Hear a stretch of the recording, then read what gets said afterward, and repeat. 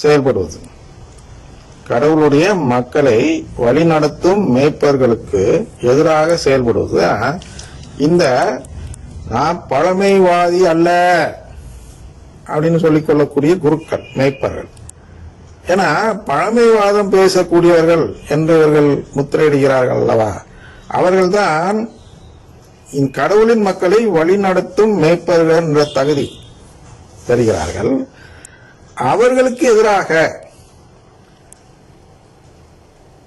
இஸ்ரேலின் கடவுளாகி ஆண்டவர் கூறுவது இதுவே. சரியா?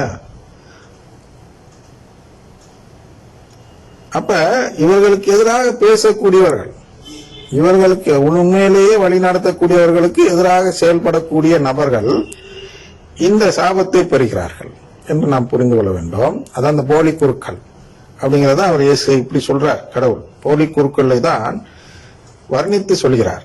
தம் மக்களை வழிநடத்தும் மேய்ப்பர்களுக்கு எதிராக இஸ்ரேலின் கடவுளாகி ஆண்டவர் கூறுவது இதுவே.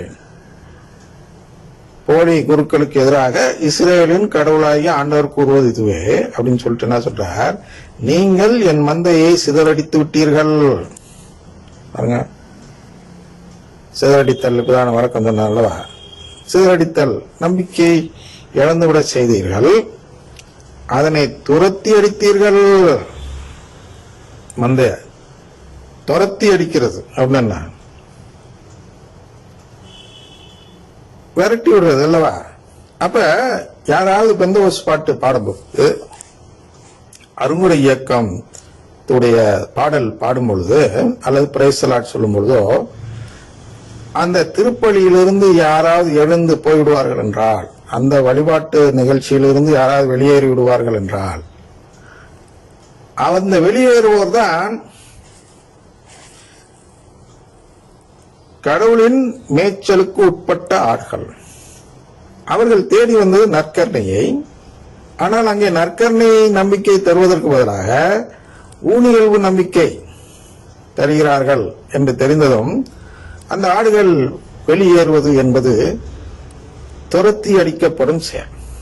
வெளியே போ, உனக்காக நான் மாத்திக்க மாட்டேன் அவன் சொல்லுவான். இந்த போலி குரு சொல்லிக்குவான். அது 4-5 பேர் தான் எந்திச்சு போவாங்க. 4-5 பேர் எந்திச்சு போறதை பார்த்து ஏளனமா சிரிச்சுட்டு அவன் அப்பதான் வேணும் இன்னொரு பிரைஸ் தி லார்ட் சொல்லுவான். அதான் துரத்தி அடிப்பது. வேணும்னே போய் அவங்களை பிரைஸ் தி லார்ட் சொல்லி துரத்தி, ஒரு பிரைஸ் தி லார்ட் எனக்கு வேண்டாம் குருவே அப்படின்னு சொன்னா வேணும்ட்டே வந்து சொல்லுவாங்க. என்ன துரத்தி அடிப்பது. பிரைஸ் தி லார்ட் சொன்னா வாலண்டியராக செயல்பட்டு அந்த சேர் போடுறது போன்ற கடினமான ஒரு உழைப்பு உதவி செய்ய, சரீர உதவி என்று சொல்வார்கள் அல்லவா, அது ஒன்று சரீர உதவியாக செயல் செய்ய எங்களால் வர முடியாது, அதனால் பிரைஸ் தி லார்ட் சொல்லாதீர்கள் என்று ஒரு குருவிடம்